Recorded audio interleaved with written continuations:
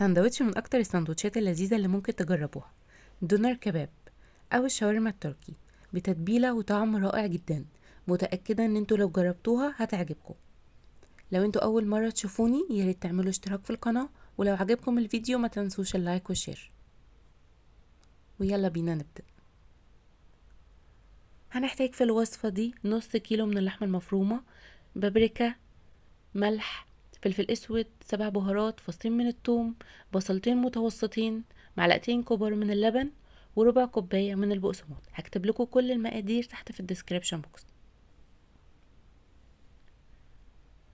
في الكبة بقى او محضرة الطعام هنحط كل المكونات اللي عندي دي وهنفرمهم مع بعض كويس قوي. انا الكبة بتاعتي كانت صغيرة، فحطيت اللحمة وبعد كده البصل الاول فرمتهم، وبعد كده حطيت بقية المكونات بتاعتي.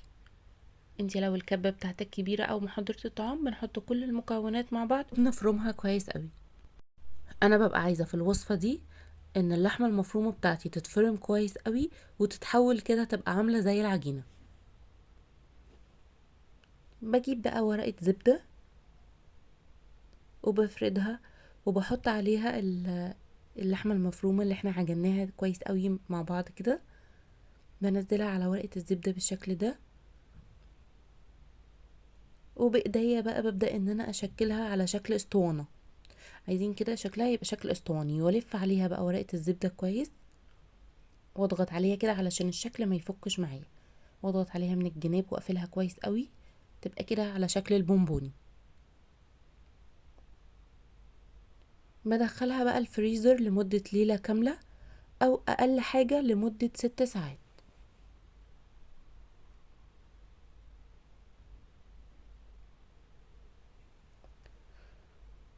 اول ما بطلعها من الفريزر بسيبها كده دقيقتين بالظبط تهدى شوية، وببدأ اشيل من عليها ورق الزبدة.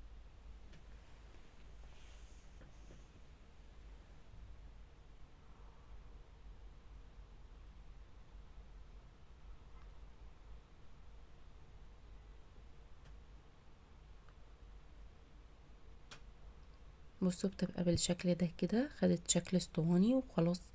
هي جمدت على الشكل ده، شكل الرول كده. بشيل بس الورق كويس قوي. ده بقى بيبقى شكلها.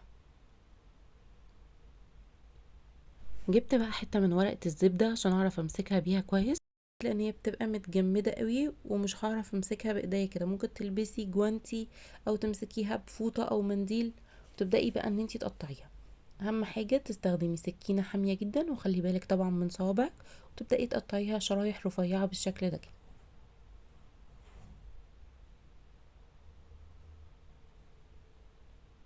بصوا شكلها تبقى شرايح بالشكل ده. بنقطع بقى الكمية اللي احنا محتاجينها وبنشيل الباقي في الفريزر. النص كيلو هيعمل معاكي كمية سندوتشات انتي مش هتتخيليها، بجد هتبقى كمية موفرة جدا. بصوا انا قطعت الكمية اللي انا محتاجاها دلوقتي، وهلف الكمية الباقية في ورق الزبدة وهشيلها في الفريزر. التسوية بقى في طاسة او صينية او الجريل بمسحة من الزيت، مش بتحتاج زيت كتير خالص، نقطة زيت بس هي اللي هتسويها على نار عالية قوي. واول ما الطاسة بتاعتي تسخن هنزل بقى بالشرايح اللي انا قطعتها.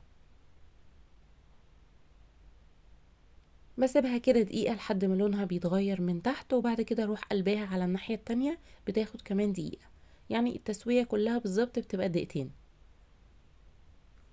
حقيقي هي وصفة سهلة جدا وبسيطة وسريعة، وان شاء الله كمان طعمها هيعجبكم قوي. اول ما لونها بيغير من تحت كده بروح قلبها على طول على الناحية التانية، واسيبها كمان دقيقة لحد ما تكمل سواها.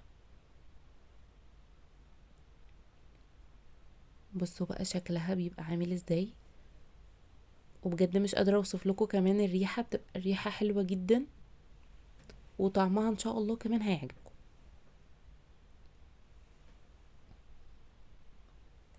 خلصت بقى كل الكمية اللي انا مقطعاها.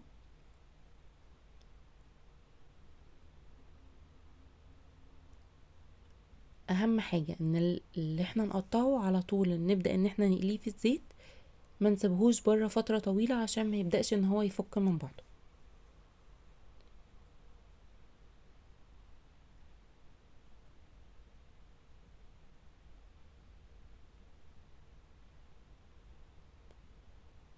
حمرت معاها كمان بطاطس،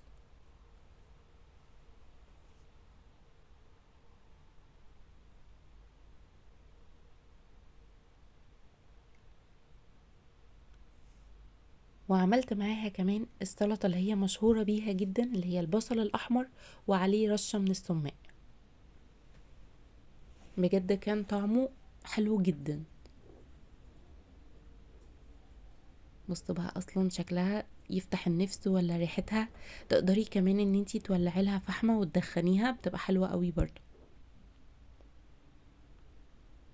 هجهز بقى معاكم الساندوتش بتاعنا. هاتي اي عيش موجود عندك في البيت، انا ده اللي كان عندي واستخدمته.